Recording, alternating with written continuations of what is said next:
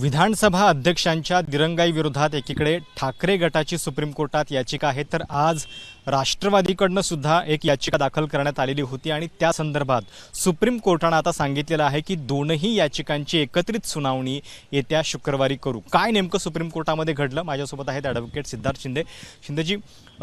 एकतर आधी शिवसेना ठाकरे गट आणि आता पाठोपाठ राष्ट्रवादीचा पवार गट आज सुप्रीम कोर्टामध्ये पोहोचलेला होता, एकत्रित सुनावणी होणार आहे, काय नेमका त्याचा अर्थ? आता बघा, सुप्रीम कोर्टाने विचारणा केली की जे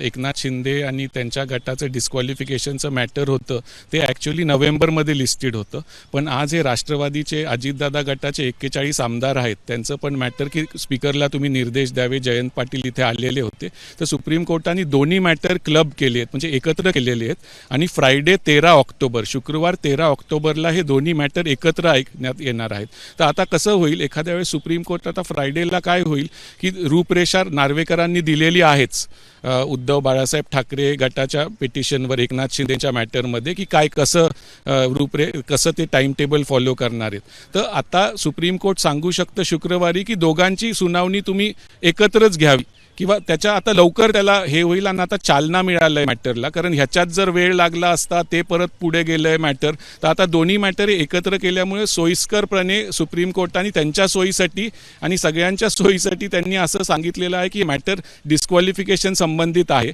आणि 10व्या अनुसूचीमध्ये सुप्रीम कोर्ट तसं इंटरफिअर करू शकत नाही आहे, पण एक रूपरेषा रिझनेबल पिरियड ऑफ टाईममध्ये तुम्ही डिसाईड करा, तर ती रिझनेबल पिरियड काय असावी ते सुप्रीम कोर्ट काहीतरी भाष्य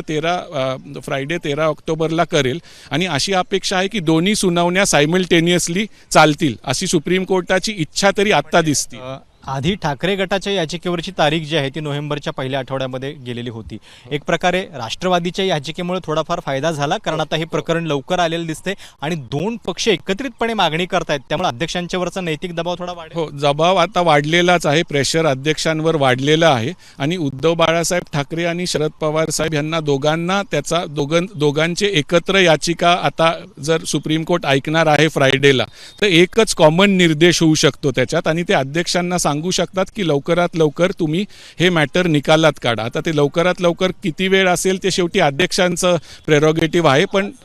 मुकुल रोहतगी अध्यक्षांच्या वतीनं असं म्हणत होते की तुम्ही सप्टेंबरमध्ये पिटिशन फाईल केली आणि लगेच ऑक्टोबरमध्ये बघा कसं झालं होतं त्याच्यात की सुरुवातीला 9 आमदारांविरुद्ध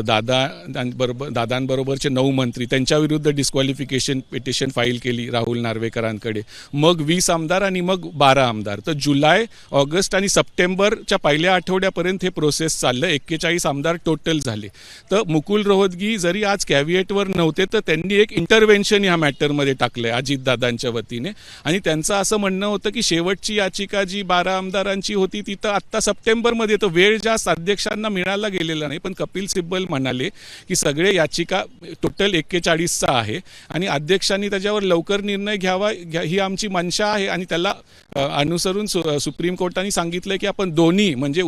एकनाथ शिंदे गटाचे आमदार आणि अजितदादांच्या आमदार त्यांच्या विरुद्धचे डिस्क्वालिफिकेशन जे आहे ते मॅटर आपण फ्रायडे 13 तारखेला एकत्रित ऐकणार आहे। हे इम्पॉर्टंट आहे कारण आता हे मॅटर क्लब करण्यात आल्यामुळे चालना मिळेल की लवकर याचा निर्णय आहे। 13 तारखेला कामकाज होईलच? हो, 13 तारखेला कामकाज होईल, कारण 13 तारीख हा मिसलेनियस डे आहे, त्या दिवशी मॅटर नक्की रीच होईल। आता 13 तारखेला काय होईल आणि सुप्रीम कोर्टात त्या दिवशी काय युक्तिवाद केला जाईल आणि काय हे होणार ते आता जजेसलाच माहित आहे। आजच्या सुनावणी दरम्यान म्हणजे जेव्हा आर्ग्युमेंट सुरू होतं, कपिल सिब्बल बोलत होते, तेव्हा सीजेआय असं पण म्हणाले की आम्ही त्यांना टाइम टेबल बनवायला सांगितलंय, ते त्यांचं काम करतायत। हो, नाही, सीजेआय म्हणले की एकनाथ शिंदे गटाच्या संबंधी जी याचिका उद्धव बाळासाहेब ठाकरेंनी सुनील प्रभूंमार्फत दाखल केली आहे त्याच्यात त्यांनी टाइम टेबल सबमिट केलेला आहे, पण आता त्याच्यामुळे ही पण याचिका तशीच दिसतीये की अध्यक्षांचा निर्देश देण्याकरता, तर आपण हे दोन्ही एकत्र शुक्रवारी ऐकू आणि एखाद्या वेळेस त्यावेळेस ते परत ह्या याचिकेसंबंधी पण टाइम टेबल मागू शकतील आणि सुप्रीम कोर्ट असंही करू शकतं की तुम्ही प्रकरण 10व्या अनुसूचीचं आहे, डिस्क्वालिफिकेशनचं आहे, सगळे आमदारच आहेत, तर एकत्र हे ऐकण्यात यावं, अध्यक्षांनी एकत्र त्याची सुनवाई घ्यावी असं अध्यक्षांना जी नोटीस दिली आहे ती काय असेल? बघा, नोटीस आज सुप्रीम कोर्टाने फक्त ते सांगितलंय, नोटीस इश्यू केल्यासारखंच झालंय, कारण हे मॅटर त्यांनी सांगितलंय की एकत्रित ऐकण्यात येईल आणि लगेच 13ची तारीख मिळाली, म्हणजे हे शरद पवारांना हा मोठा दिलासा आहे, पवार साहेबांना, आणि उद्धव ठाकरेंना पण दिलासा का, कारण त्यांची तारीख नोव्हेंबरची होती आता ह्या पिटिशनमुळे दोन्ही पिटिशन क्लब झाल्यामुळे त्यांना पण प्रिपोनमेंट मिळाली आहे आणि दोन्ही एकत्र ऐकलं जाणार आहे. फ्रायडे 13 जे आपण म्हणतो जो शब्द आहे it is going to be a important day in Maharashtra legislative history because petitions have been clubbed आणि त्याच्यात तुम्हाला आता आपल्याला समजेल की पुढे सुप्रीम कोर्ट काय ह्याच्यावर करणार आहे. तर हे होते ॲडव्होकेट सिद्धार्थ शिंदे आणि जसं त्यांनी सांगितलं की अध्यक्षांच्या दिरंगाई विरोधात 2 पक्ष 2 गट